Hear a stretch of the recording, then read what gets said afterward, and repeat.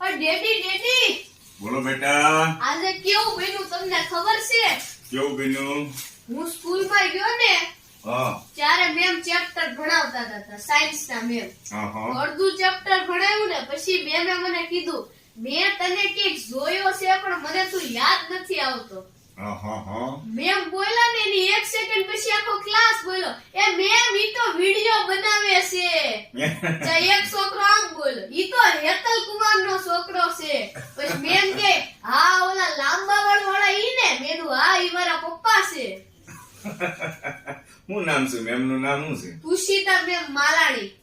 તુષિતાબેન માલાણી. હા હેલો તુષિતાબેન માલાણી, કેમ છો? હિલુના ટીચર.